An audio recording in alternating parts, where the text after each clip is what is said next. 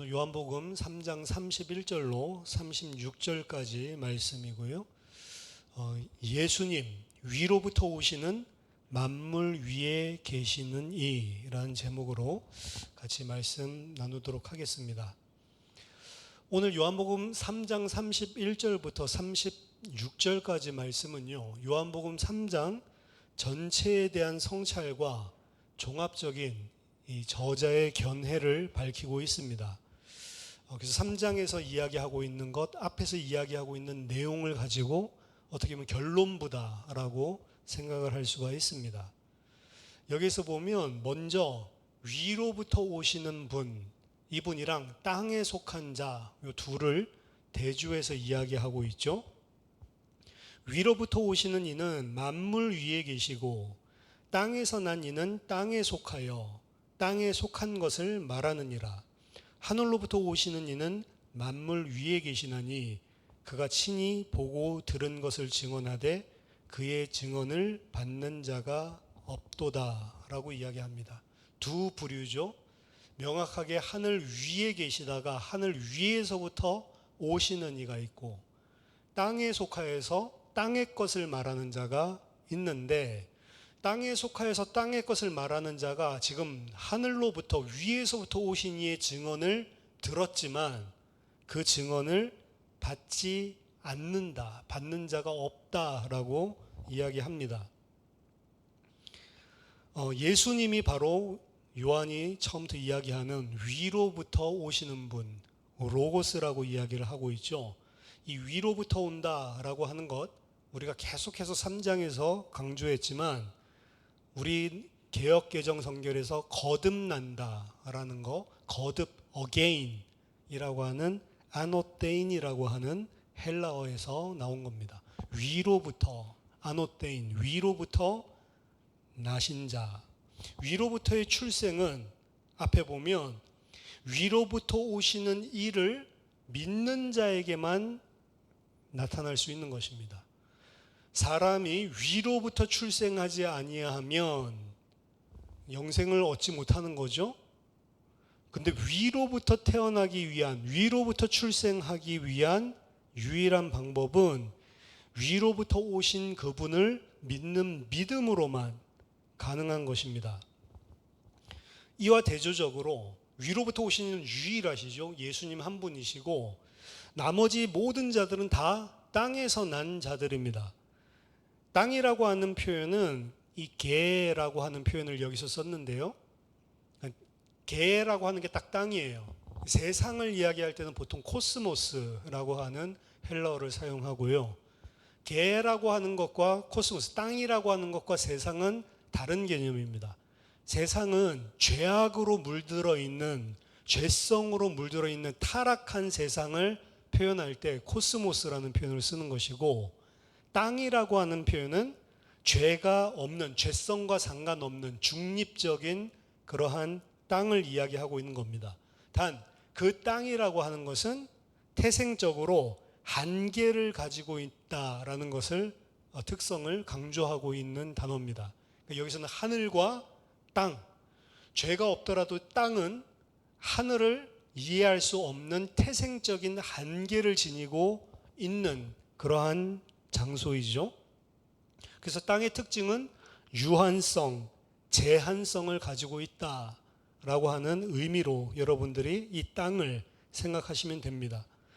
세례 요한도 땅에서 난 자이죠. 그리고 땅에 속한 자입니다. 예수님 외에는 모든 자들이 다 땅에서 난 자고 땅에 속한 자입니다. 그렇기 때문에 세례 요한이 아무리 성령을 받아도, 태 속에서부터 세례 요한은 성령을 받았고 성령 충만했는데, 아무리 태 속에서부터 성령 충만을 받았어도 세례 요한은 땅에 속한 자이기 때문에 제한적인 존재이고, 땅에 속한 자이기 때문에 이 사실을 아는 거죠. 나는 쇠하여만 하리라 라고 고백을 한 것입니다.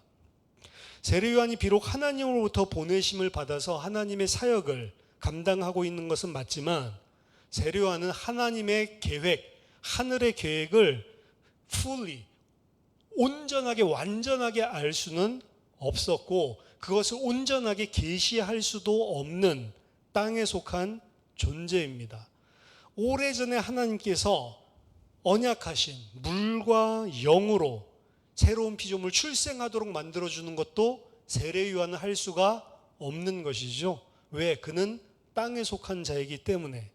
이것은 오직 위로부터 오신 인자만 할 수 있다라고 하는 것을 요한복음 증거합니다.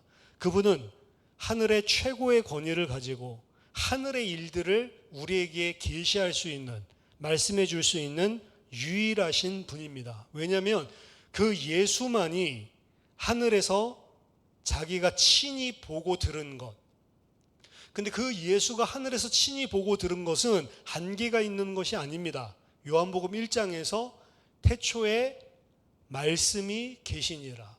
그 말씀이 하나님과 함께 계셨으니 그 말씀이 곧 하나님이다.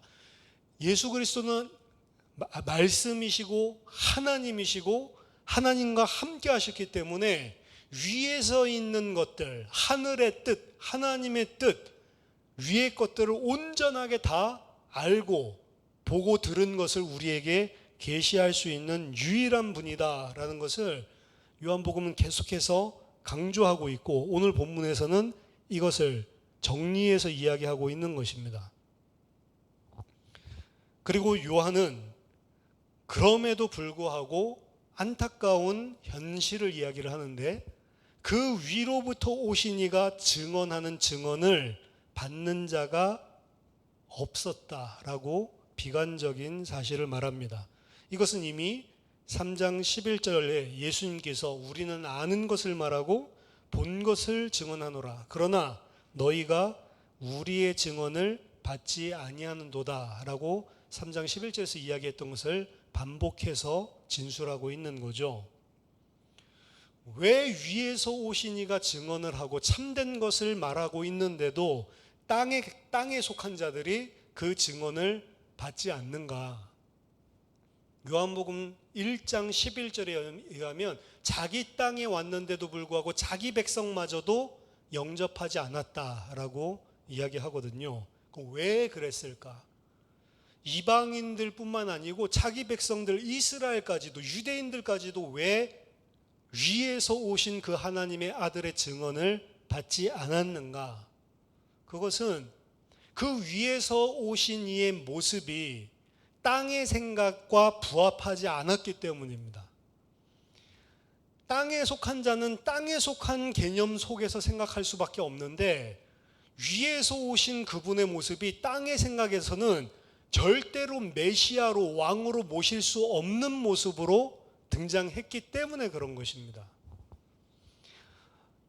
이스라엘이, 유대죠, 남유다가 바벨론에게 586년에 멸망당하고 난 이후에 70년 만에 돌아왔는데, 70년 만에 돌아오는 것도 독립국가로 돌아온 것이 아니고 페르시아가 바벨론을 멸망시켰기 때문에 페르시아의 어떻게 보면 다민족 포용 정책을 통해서 돌아오게 된 겁니다. 그러니까 유대 너희들만 예루살렘으로 옛 고토로 돌아가라 라고 한 게 아니고, 바벨론이 각 나라에서 각 지방에서 잡아왔었던 모든 민족들을 다 자기의 원래 고토로 다 돌려보내주고, 너희들 종교 다시 너희들이 마음껏 섬겨라. 종교적인 민족적인 이런 탄압을 하지 않고 포용 정책을 썼던 게 이 고레스 왕이었거든요. 그래서 페르시아에 의해서 돌아오긴 돌아왔지만, 그것도 바벨론은 멸망했지만 여전히 이스라엘은 페르시아의 속국인 상태죠. 물론 더 많은 자유가 주어졌음에도 불구하고. 그래서 그들은 돌아왔는데도 불구하고 온전한 독립을 유지하지 못했습니다. 돌아와서도 페르시아, 이집트, 시리아 계속 시달렸단 말이에요. 돌아오고 난 다음에 약 100년 정도 자체적인 왕조가 부활했던 적이 있습니다. 그게 하스모니안 왕조였거든요.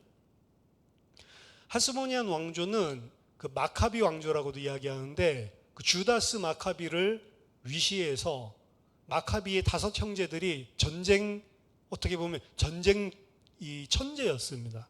특히 주다스 마카비는 수백 명을 가지고 몇천 명을 갖다 몰살시켜버리는 게릴라전의 황제였습니다. 그러니까 이 사람이 어떻게 보면은 게릴라전을 통해서 민족의 독립을 이루어낸 거죠. 그래서 예루살렘을 회복하고 예루살렘 성으로 다시 돌아서 성전 정화 작업까지 하게 됩니다. 성전을 갖다 막 더럽혀 놨거든요. 거기서 돼지 피로 막 제사 드리고 그랬었던 성전을 다시 회복하고 자기 자신들이 이제 독립을 이루었다. 마카비 혁명 대단한 거죠. 그 마카비 가문이 개선 장군으로 예루살렘에 들어와서 성전을 깨끗하게 하고 하나님 앞에 예배를 드렸을 때 많은 유대인들은 그 주다스 마카비를 메시아라고 생각했습니다. 이것이 바로 우리에게 바벨론에 있을 때 선지자들을 통해서 우리에게 보낸다고 했고, 우리가 이곳 예루살렘으로 돌아왔는데도 불구하고 계속 어려움을 겪고 있을 때 소선지자들을 통해서 우리에게 약속하셨던 바로 그 메시아구나라고 생각했어요. 랍비들도 모여서 회의를 하고 주다스 마카비를 메시아로 선포했다고요. 그리고 그 주다스 마카비가 예루살렘을 다시 탈환하고 나서 이 개선 장군이죠. 예루살렘으로 들어올 때 많은 사람들이 종려나무 가지를 들고 호산나 호산나 했습니다. 성경이랑 비슷하죠?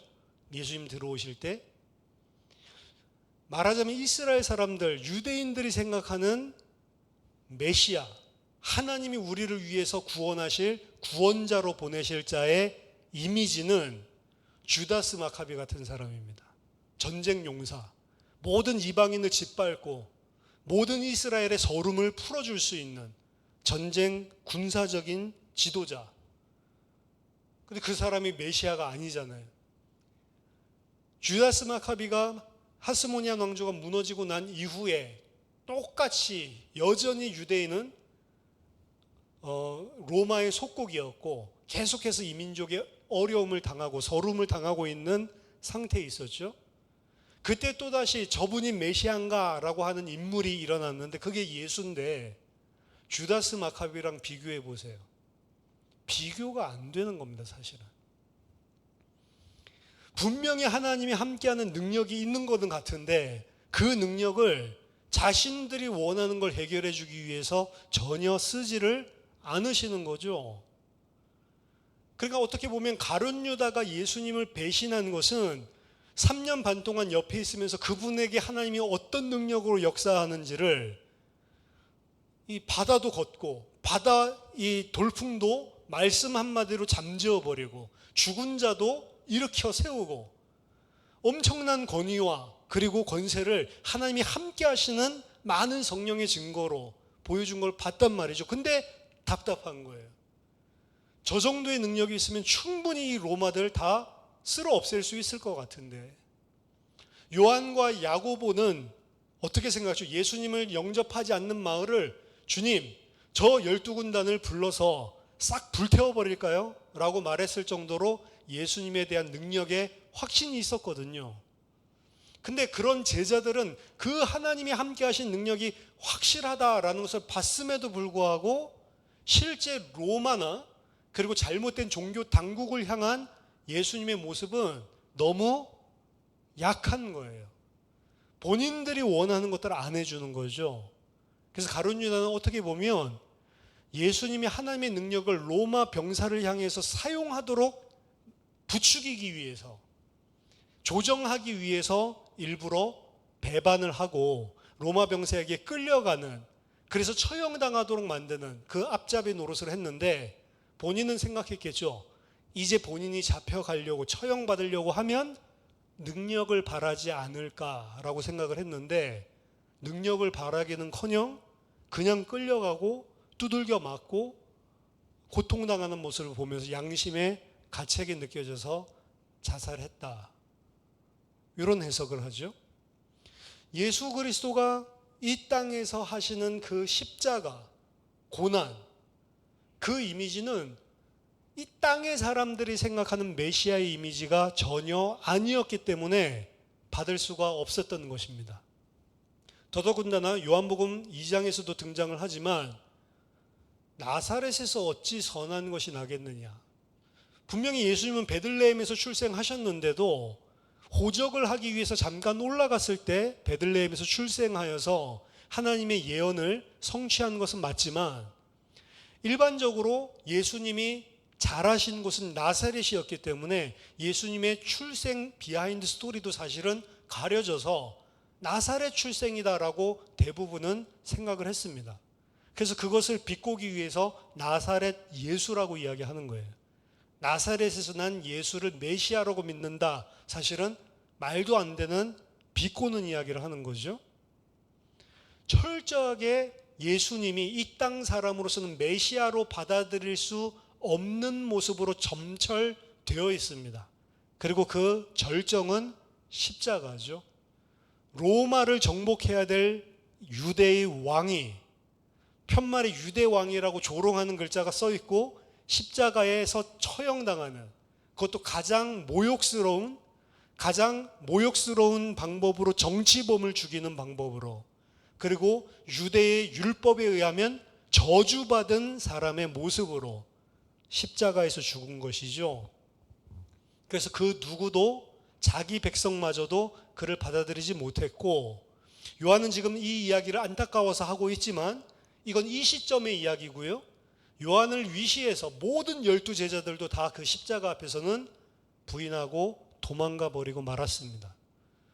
땅에 있는 자들은 땅에 속하여서 땅의 것을 말하고 위로부터 오신 이의 증언을 받을 수 없었다라고 하는데, 땅에 속한 자로서는 생각할 수도 없는 메시아의 모습인 거죠.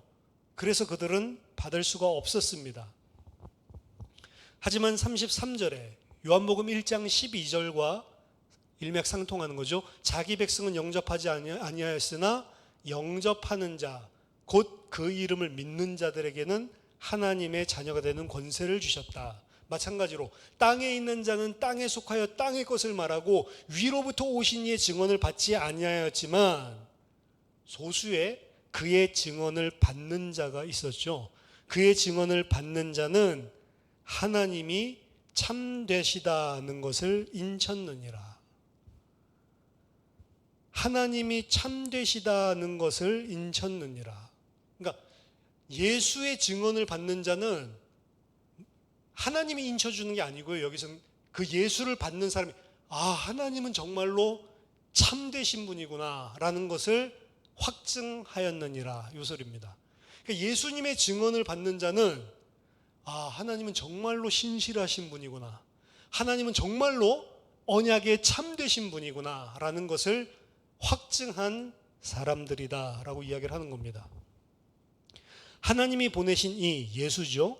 하나님이 보내신 그분은 하나님의 말씀을 하나니 이는 하나님이 성령을 한량없이 주심이니라. 왜냐하면 하나님이 보내신 이는 하나님의 말씀을 하는 것이기 때문에 그 말씀, 증언을 받는 자는 하나님의 말씀을 받는 것이고 하나님을 참되시다라고 인치는 것입니다. 역으로 예수님의 증언을 받지 않는 것은 하나님의 말씀을 받지 않는 것이고 하나님을 거짓말쟁이다라고 확증하는 것이다. 역으로 보면 그렇죠. 요한일서 5장 10절에서 이야기합니다. 하나님을 믿지 아니하는 자는 하나님을 거짓말하는 자로 만드나니 이는 하나님께서 그 아들에 대하여 증언하신 증거를 믿지 아니하였음이라. 하나님이 그 아들을 통해서 증거하신 그 말씀, 그 증언을 믿지 아니하였기 때문에 하나님의 말씀을 거부하는 것이고 하나님을 거짓말쟁이로 만드는 것이다 라고 이야기를 합니다. 예수님을 부인하는 것은 하나님 자신을 부인하는 것이고 하나님을 거짓말쟁이로 만드는 것이고 하나님은 자신에 대한 신뢰를 자기 아들에게 전적으로 위임하셨습니다. 그래서 그 아들을 믿는 자가 하나님을 믿고 하나님을 참되시다 인치는 자들이다 라고 오늘 이야기를 하는 겁니다. 왜냐하면 예수님께서는 이 땅에서 자기 말을 한 적이 한 번도 없고 말할 때마다 아버지의 말씀만 했기 때문에 그렇습니다. 요한복음 8장 26절 나는 그에게, 하나님에게, 나는 그에게 들은 그것을 세상에 말하노라. 요한복음 8장 38절에서도 나는 내 아버지에게서 본 것을 말한다. 아버지로부터 듣고 아버지에게서 본 것만을 나는 말하고 행한다 라고 하는 거죠. 구속사 전체에 걸쳐서 하나님은 많은 공인된 자신의 메신저들, 사자들, 선지자들을 보내서 자기 백성에게 말씀하셨고, 각각의 사자들은 자신에게 맡기신 사역을 위해서 필요한 만큼의 성령을 부여받았습니다. 하지만 오늘 본문에서 예수님은 달랐습니다. 예수님은 필요한 만큼만 성령을 부여한 것이 아니고 예수님에게는 성령을 한량 없이 부어주셨다라고 이야기를 합니다. 그래서 예수님만이 참된 것을 부분적으로가 아니고 모든 것을 fully 우리에게 알려줄 수 있는 유일한 말씀이 되시는 거죠. 오늘 35절에 아버지께서 아들을 사랑하사 만물을 다 그의 손에 주셨으니, 아버지는 아들을 사랑하셔서 만물을 다 그의 손에 주셨다. 여기 사랑하다라고 하는 것은 아가페라고 하는 사랑이라는 명사에서 파생되는 동사 아가파오를 사용하고 있고요. 사랑한다라고 하는 것은 아가파오로도 쓰지만 같은 문맥 5장 20절에서는 필레오도 사용합니다. 이전에 여러분 들으셨을 때 아가파오, 아가페의 사랑과 필레오의 사랑은 다르다, 뭐 이런 이야기를 많이 들으신 분들이 계실 건데 그렇지 않습니다. 단어를 가지고 해석하면 안 되고 문맥을 가지고 해석해야 되는데, 오늘 본문에서 아버지께서 아들을 사랑한다, 아가파오는 똑같은 문맥 의미에서 5장 20절에서는 아가파오를 사용하지 않고 필레오를 사용한단 말이죠. 문맥적으로 완전히 같은 뜻입니다. 해석은 항상 문맥 속에서 해야 됩니다. 하나님은 그 아들에게 위에 있는 모든 진리를 맡기셨을 뿐만 아니라 만물을 다 그 아들에게 주셨다라고 이야기를 합니다. 마지막 36절, 3장 전체의 절정입니다. 아들을 믿는 자에게는 영생이 있고 아들에게 순종하지 아니하는 자는 영생을 보지 못하고 도리어 하나님의 진노가 그 위에 머물러 있느니라. 만물을 다 그에게 주시고 그 아들을 믿는 자, 그 아들을 영접하는 자, 그 아들의 말을, 증언을 받는 자에게는 영생을, 그 아들을 믿지 않는 자에게는 영생을 보지 못하도록. 자, 여기 보면 대꾸인데요, 두 가지 선택만 있습니다. 아들을 믿는 자 혹은 아들을 믿지 않는 자. 근데 아들을 믿는 자에게는 영생이 있고 아들을 믿지 아니하는 자는 영생을 보지 못한다, 이렇게 하면 대꾸가 완벽할 건데, 오늘 본문은 아들을 믿는 자는 영생이 있고 그리고 아들에게 순종하지 아니하는 자는 영생을 보지 못하고, 약간 말이 다르죠? 이게 히브리인들이 쓰는 이 글 쓰는 방식입니다. 대꾸를 이루는데 약간씩 단어를 다르게 사용하죠, 항상. 하지만 같은 의미입니다. 그러니까 여기에서 아들을 믿는다라는 것을 뭘로 치환할 수 있냐면, 이 대꾸에 의하면 아들을 순종한다. 그러니까 아들에게 순종하는 자에게는 영생이 있고 아들에게 순종하지 않는 자에게는 영생이 없다. 이거랑 똑같은 이야기고요. 아들을 믿는 자에게는 영생이 있고 아들을 믿지 않는 자에게는 영생이 없다. 이 똑같은 이야기입니다. 이 표현에 있어서 요한이 가지고 있는 믿음에 대한 정의를 우리는 엿볼 수 있습니다. 믿는 것은 지적으로 인정, 시인하는 것을 믿는다라고 이야기 안 하는 거예요. 요한은 믿는 것은 뭐냐? 아들에게 순종하는 것을 보고 믿는다라고 하는 것입니다. 지적으로는 예수가 그리스도라고 다 시인하고 거부하지 않고 다 동의하지만 그 아들에게 순종하지 않는다? 그건 믿는 게 아닌 거죠.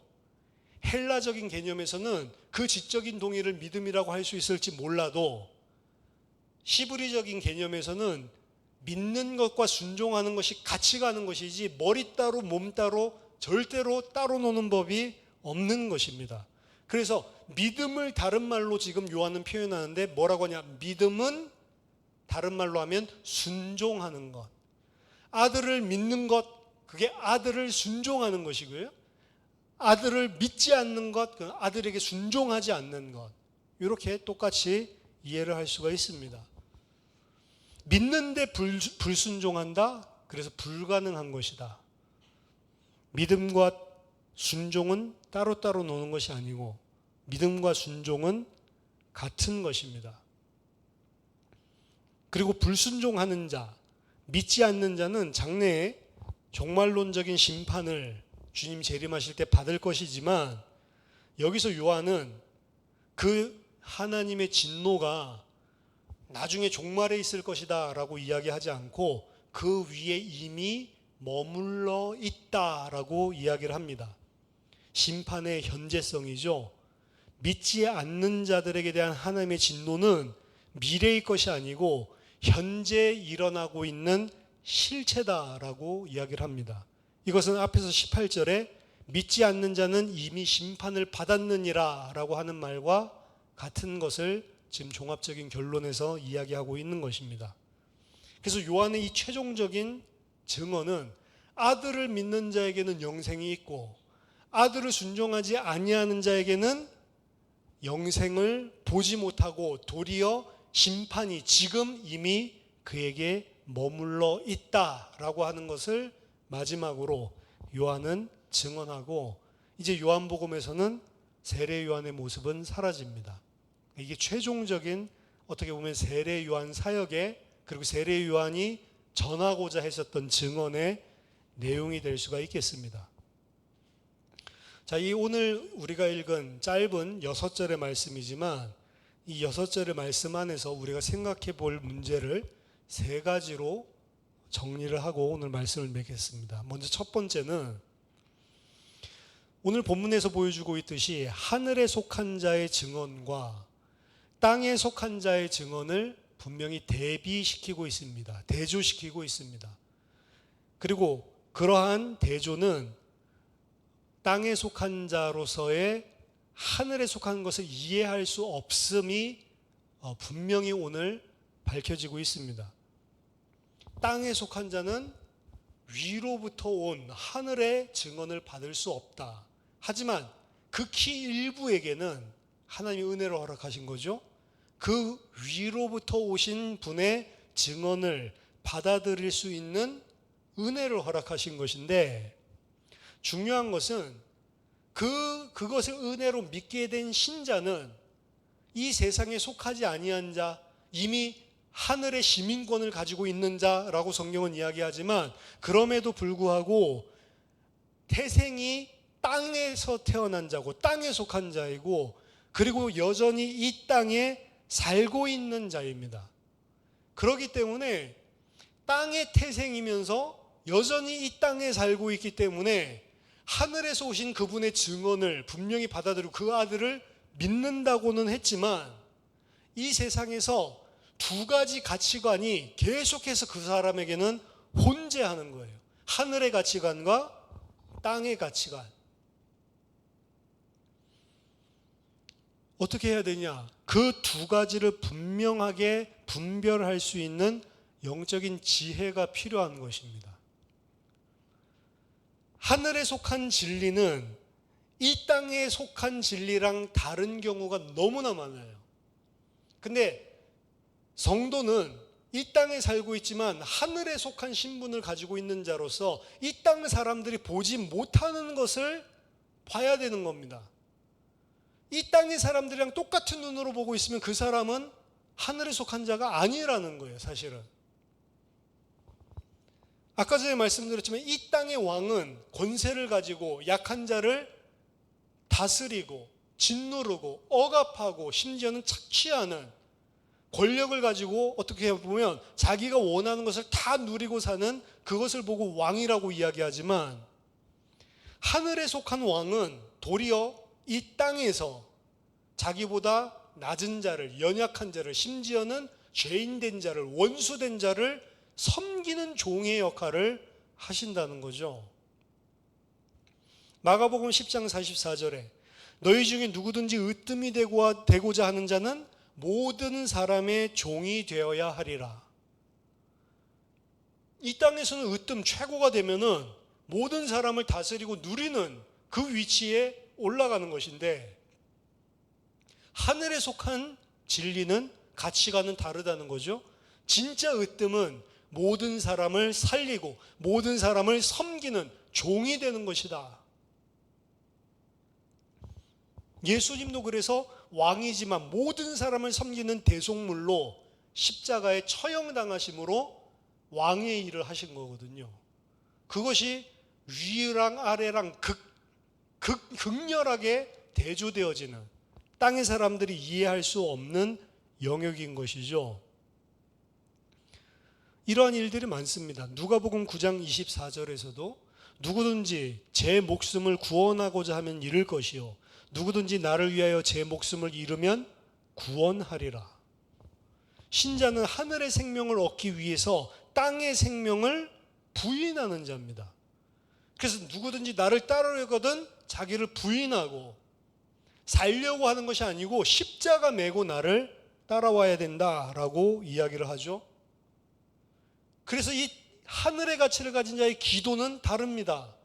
땅에 있는 사람의, 땅에 속한 자의 기도는 내가 얻어내기 위해서 기도를 하지만, 하늘에 속한 자는 나를 부인하고 내가 움켜쥐고 있는 것을 내려놓기 위해서 기도를 합니다. 세상과 전혀 다른 것이죠. 땅에 속한 자들은 세상의 가치를 움켜쥐기 위해서 기도하지만, 하늘에 속한 자는 세상의 가치를 내려놓기 위해서 기도를 하는 것입니다. 내가 원하는 것을 얻어내기 위해서 기도하는 것은 기도가 아닙니다. 그거는 기복이죠. 기복. 복을 비는 거. 성경에서 이야기하는 진짜 기도는 뭐예요? 나를 내려놓고 나를 부인하고 세상의 가치가 없어도 하나님으로 나는 만족할 수 있는 것. 그게 기도죠. 그래서 이 땅에 속한 진리와 하늘에 속한 진리가 극명하게 대조가 되기 때문에 성도는 이 땅에서 늘 두 가지 생각을 해야 됩니다. 세상의 가치를 가지고 생각하면 안 되고, 늘 나에게 일어나는 사건, 문제, 좋은 일, 나쁜 일, 만남, 장소, 내가 하고 있는 일, 이 속에서 늘 두 가지를 명심해야 돼요. 한 가지는 나는 하늘에 속한 자요, 하나님이 나와 함께 하시고 하나님이 모든 것을 아시고 모든 것을 행할 수 있는 전지전능하신 하나님이실 뿐만 아니라 나의 모든 것을 다 알고 주관하고 통치하고 계시는 절대 주권자의 하나님이다 라고 하는 사실을 늘 염두에 두고 판단을 하는 겁니다. 불신자는 그 생각을 안 하잖아요. 근데 우리는 무슨 일이 발생하든, 좋은 것이든 나쁜 것이든, 문제가 생기고 갈등이 생기고 혹은 좋은 복이 오고 어떤 것들이 생겼을 때 모든 상황, 사건, 만남, 장소, 내가 하고 있는 일들 속에서 뭘 항상 기억하고 있어야 되냐? 전지전능하신 천하 만물을 통치하시는 만왕의 왕이신 하나님이 나랑 함께하고 계시고 그분이 이 모든 것을 주관하고 계신다. 이걸 아는 것입니다. 두 번째는 그 하나님의 뜻은 내 뜻과 다를 수 있다라는 것을 분명하게 명심을 해야 됩니다. 그 하나님의 뜻은 나보다 더 완전하고 나보다 더 선하고 나보다 더 공의롭고 완벽하다라는 사실을 인정하는 겁니다. 그 하나님이 나의 모든 것을 주관하시는데 그분께서 나에게 하는 이 모든 일이 다 선하고 공의롭고 완전하다. 이 두 가지 사실을 가지고 세상의 모든 것을 쳐다볼 수 있어야 된다. 그러니까 낙심할 일도 없는 것이고 교만할 일도 없는 것이 정상인 것입니다. 하늘에 속했지만 아직 땅에 살고 있기 때문에 분별을 하면서 살아야 되는데, 거기에서는 이 두 가지가 절대적으로 필요합니다. 절대주권자 하나님, 그리고 그 하나님이 나보다 더 선하고 온전하게 행하시는 분이다. 자, 이 두 가지 사실을 인정하고 이 땅의 일을 그 눈을 가지고 보기 시작하면, 두 번째, 그때 나올 수 있는 신자의 삶에서의 반응은 항상 기뻐하고 범사에 감사할 수 있는 것입니다. 그러니까 항상 기뻐하고 범사에 감사해라 라고 하는 것은 지금 첫 번째 말한 이 인식, 이 하늘에서 주신 인식이 없으면 이 땅에서는 불가능한 것입니다. 왜? 내가 원하는 대로 다 되면 기쁜 게 이 땅의 방식이에요. 근데 내가 원하는 방식으로 안 이루어질 뿐만 아니라 많은 경우에 땅과 반대되는 개념을 가지고 하나님은 일을 하신다니까요. 그러니까 위에 대한 믿음과 인정이 없으면, 그 눈이 없으면 절대로 항상 기뻐하고 범사에 감사하는 삶은 불가능한 것이죠. 그리고 그 항상 기뻐하고 범사에 감사하는 것을 보고 순종이라고 하는 겁니다. 앞에 이 믿음이 있기 때문에 순종이 나오는 거예요, 사실은. 그래서 믿음과 순종은 같은 것이다 라고 이야기를 하는 겁니다. 그러한 순종의 삶을 보고 오늘 본문에서는 영생을 본다, 영생이 있다라고 이야기를 합니다. 즉 요한복음에서 이야기하고 있는 영생은 죽어서 우리가 천국 가는 것을 영생이라고 하지 않고요, 지금 그 하나님의 통치하심과 하나님의 선하심과 공의로우심을 믿고 그분이 나와 함께한다는 사실을 믿기 때문에 기뻐하고 감사할 수 있는 그 순종의 삶을 보고 영생이라고 이야기하는 겁니다. 그게 생명의 개념이에요, 성경에서 이야기하는. 그러니까 아담이 범죄하자마자 생명을 잃었다라는 것이 이 맥락에서 이해가 돼야 되는 겁니다. 이 순종하고 있는 상태, 하나님을 전적으로 신뢰하고 믿고 있는 상태를 보고 영생이라고 하는 거예요. 그럼 영원한 생명은 천국 가서 누리는 삶이 아니고 지금 이 땅에서 누리는 거죠. 그 삶을 누리니까 요한은 뭐라고 이야기했냐면, 육신적으로는 자신의 사역이 쇠하여 가고 있는데 신랑의 친구처럼 나는 기쁨이 지금 충만해졌다. 신랑의 친구가 그 혼인잔치에서 누리는 기쁨으로, 이러한 기쁨이 내게 충만해졌다라고 이야기하고 있는 겁니다. 이게 순종의 상태, 영생을 누리고 있는 상태인 거죠. 말하자면. 세 번째, 하늘에서부터 오시니 예수님은 자기 자의로 말씀하거나 행하지 않으시고 주님이 주신 말씀만을 말씀했고 주님이 말씀해 주신 대로만 행했습니다. 요한복음 12장 49절 50절 보면요, 내가 내 자의로 말한 것이 아니요 나를 보내신 아버지께서 내가 말할 것과 이룰 것을 친히 명령하여 주셨으니 나는 그의 명령이 영생인 줄 아노라. 그의 명령이 영생인 줄 아노라. 이 영생도 뭐죠? 그의 명령에 순종하고 받아들이는 것을 영생이라고 하는 거예요. 예수님이 말씀에서도요. 그러므로 내가 이르는 것은 내 아버지께서 내게 말씀하신 그대로니라. 자, 예수님은 그래서 이 땅에 오셔서 하신 말씀은 다 위의 것을 이야기했고 아버지의 말씀만을 이야기한 거예요, 말하자면. 그렇죠? 그럼 예수님만 그렇게 하는 것이냐? 아닙니다. 예수를 따르는 성도도 그래야 되는 거예요. 예수를 따르는 성도도 말을 할 때마다 항상 명심해야 됩니다. 위의 것을 우리는 말하는 사람이다라는 것을 항상 명심해 둬야 돼요.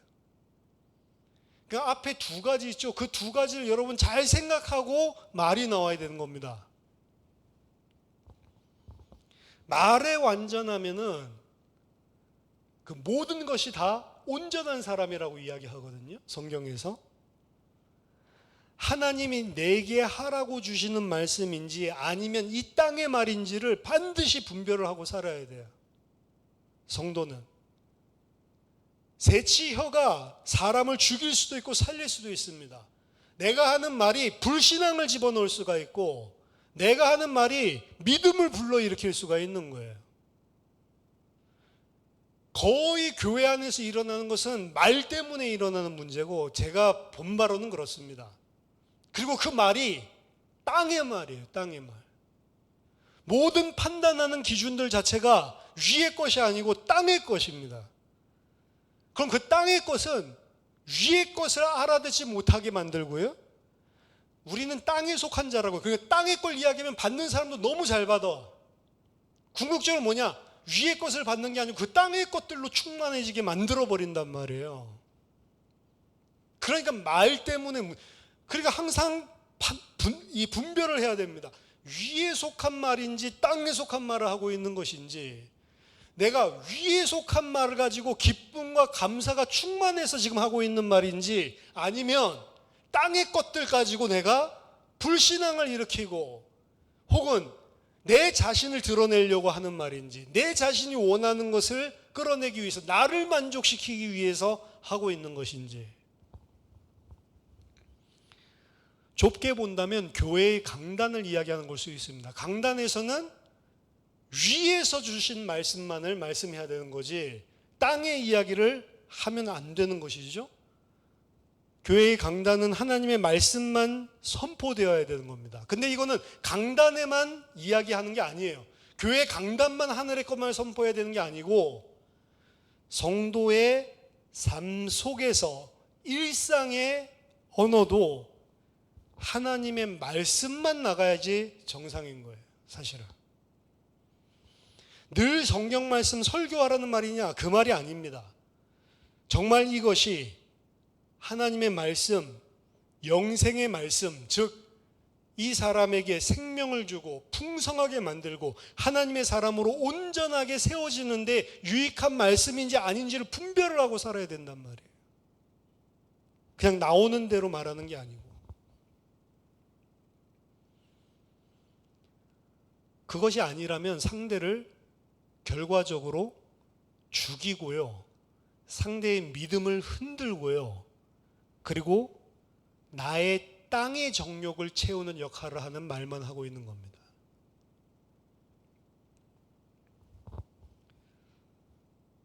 한 가지 더 첨언할 것은, 하늘의 말만 이야기한다는 것은 좋은 말만 하라는 것은 아닙니다. 왜냐? 아까 전에도 하늘에 속한 증언을 했을 때 이 땅의 사람들과 맞지 않기 때문에 받아들이지 않는 사람들이 훨씬 더 많았어요. 예수님이 오셔서 이야기를 해도. 사도 바울이 엄청난 전도자, 선교자지만 사도 바울의 말씀을 듣고 믿었던 사람보다는 반발했던 사람들이 훨씬 더 많다는 것을 기억을 해야 됩니다. 하늘의 말, 살리는 말, 이 사람을 세워주는 말을 하면 다 살아나냐? 그렇지는 않아요. 성경은 이 점을 분명히 이야기합니다. 하나님이 택하신 자, 은혜를 주시는 자는 감사함으로 받고 그 말씀이 그를 변화시키고 세워나가는데 어떻게 보면 큰 능력이 바라지만, 반대로 하나님의 은혜를 거부하는 자, 하나님의 은혜로 땅의 것으로 점철돼서 딱딱한 마음을 가지고 있는 상태에 있는 사람이 들으면 그 말씀을 받지 못하고 도리어 싫어합니다. 그리고 듣기를 거부합니다. 디모데 후서 4장 3절 4절 보면, 때가 이르리니 사람이 바른 교훈을 받지 아니하며 귀가 가려워서 자기의 사욕을 따를 스승을 많이 두고 또 그 귀를 진리에서 돌이켜 허탄한 이야기를 따르리라. 귀가 가려워져서, 귀가 가려졌다는 것은 간지럽다. 자기 귀가 간지러우니까 그 귀를 긁어줄 스승들을 찾는다는 거예요. 내가 지금 막 듣기 원하는 거, 내가 듣기 원하는 것은 거의 다 사실은 이 땅의 것이거든요. 그러니까 그런 사람도 어떻게 해요? 바른 교훈, 위의 것을 이야기하는 것을 거부하고 자기의 사욕을 쫓을 말씀을 쫓아가서 진리에서 돌이켜서 허탄한 말, 이 세상의 말을 듣는다는 거죠. 진짜 우리가 변화되는 것은 어찌 보면 달콤한 말씀이 아닙니다. 내가 받기 좋아하는 말씀이 아니에요. 어떻게 보면 나를 진짜 살리는 말씀은, 그리고 나를 하나님의 백성으로 변화시키는 말씀은 내가 부담스럽고 듣기 싫어하는 아픈 말씀입니다. 전 개인적으로 그런 아픈 말 하는 걸 되게 싫어하는 목사였어요. 그렇기 때문에 개인적으로 이야기를 하지 않고 할 이야기가 있으면 강단에 있는 말씀으로 충분히 다 이야기를 했는데, 제가 보니까 그렇게 이야기를 하면 못 알아듣더라고요. 전 그게 이해가 안 되는 사람에 사실은 속하는 사람인데, 그렇게 몇 년을 이야기해도 못 알아듣나? 어떻게 보면 좀 회의감도 느껴졌는데, 사람 이해를 잘 못하는 거죠. 인간은 어떻게 보면 진짜 진심 어린 직언을 듣지 못하면 자기 자신을 못 보나 봐요. 강단의 말씀이 분명히 똑같은 이야기를 했는데도, 수년 동안 반복해서 이야기를 했는데도 내 삶 속에는 전혀 그 부분을 발견을 못해. 놔두는 것이 살리는 것인가? 말하는 것이 살리는 것인가? 제가 목회에 대한 부분들을 생각하면서 말하는 것이 살리는 것이다. 아파도 말해줘야 된다. 왜? 말 안 해주고 병들어서 죽게 만드는 것은 말씀의 사역자의 직무유기다. 다른 성도가 말해주겠냐? 목사가 말해야지. 다른 성도는 보고 말 못할 수 있지만 목사는 목사라는 어떻게 보면 직분을 주셨으니까 내가 개인적으로 하는 이야기가 아니고 아프더라도 하나님의 말씀으로 말을 해줘야 되는 거 아니냐. 근데 저는 그걸 강단에서 충분히 했다라고 생각을 했는데 아닌 거예요. 개인적으로 못 알아들어요. 그래서 그거를 말해줘야 되는 거구나. 이런 생각을 사실 목회를 해야 되겠다라고 마음먹은 다음부터 조금씩 생각을 하는데, 그래서 제가 직언을 여러분들에게 한 분들도 있을 겁니다. 근데 그게 생명으로 받아들이는 사람도 있지만 부담감으로 받아들이는 사람도 있고, 받아들였지만 잘 안 되죠. 오랫동안 습관, 체질이 된 것이기 때문에. 그렇기 때문에 그때 경각심을 가지고 바꾸려고 노력하고 애를 쓰는 사람도 있고 그렇습니다. 하지만 분명한 것은요, 나를 살리고 변화시키는 말씀은 들었을 때 은혜된다, 이 말씀이 아니고요, 나를 부인하게 만들고 땅의 것을 뜯어내게 만드는 아픈 것입니다. 사실은 누가복음 6장 26절, 모든 사람이 너희를 칭찬하면 화가 있도다. 그들의 조상들이 거짓 선지자들에게 이와 같이 하였느니라. 거짓 선지자들의 특징을 예수님은 뭐라고 말씀하셨냐? 모든 사람들이 칭찬하고 좋아하는 선지자. 그 선지자는 가짜 선지자다. 왜 그러죠? 이스라엘 백성들, 하나님의 백성들이 너무 성스러워가지고, 너무 거룩하고, 너무 성령 충만해가지고 하늘의 것들로만 산다면은 이게 가능할지 몰라도, 우리는 뭐라고 해요? 땅에 속한 자라고요. 신부는 하나님의 백성이지만 여전히 땅에 속한 자고 땅에 살고 있는 자들입니다. 그러니까 어때요? 사실은 우리는 하나님의 백성답지 못하게, 성령 충만하지 않게 세상 것들로 또 기울어져 가지고 땅의 생각을 하고 살 때가 훨씬 더 많은 사람들이라고요. 근데 어떻게 그 사람들이 들었을 때 찔리는 것도 없고 회개하는 것도 없고 뜯어내야 될 것도 없고 나를 부인해야 될 것도 없고 그냥 들을 때 아, 은혜되고 좋냔 말이에요. 아니라는 거죠. 살려면 아픈 거예요. 왜? 나를 부인하는 거니까. 나를 내려놓는 거니까. 땅의 것을 내려놓고 위의 것을 붙잡는데 그 가치는 땅의 눈으로 쳐다보면 아무 가치 없는 것. 눈에 보이지도 않는 하나님 섬긴다고 하는 게 가당찮은 일이잖아요. 그 시간에 땅의 것을 더하지. 안식일에 대한 명령. 그 시간에 돈 벌면 훨씬 더 내가 잘 먹고 잘 사는데 왜 문 닫고 교회에 와야 되냔 말이에요. 그렇죠? 위의 것을 이야기를 하고 그 위의 것으로 땅의 것을 내놓고 위의 것을 살아야 된다고 하는 것은 땅의 기준으로 보면 멍청한 짓이라고요. 손해보는 짓. 근데 그걸 왜 하겠냐고요. 근데 그걸 하라고 이야기를 해야 된다. 그걸 하는데도 괜찮다, 평안하다, 배부르다. 전쟁 나서 곧 망할 거라고 이야기하는데도 하나님이 나랑 함께 한다고 했다. 뿔 가지고 와가지고서 하나님이 다 무찌른다고 했다. 하나님 무찌른다고 안 하고 무너뜨리고 멸망시킬 거라고 이야기하는데,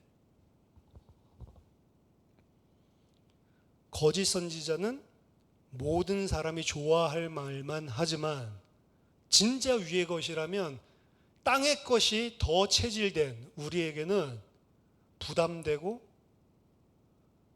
아프고 내려놔야 된다고 우리에게 회개를 촉구하는 말씀이 많단 말이에요.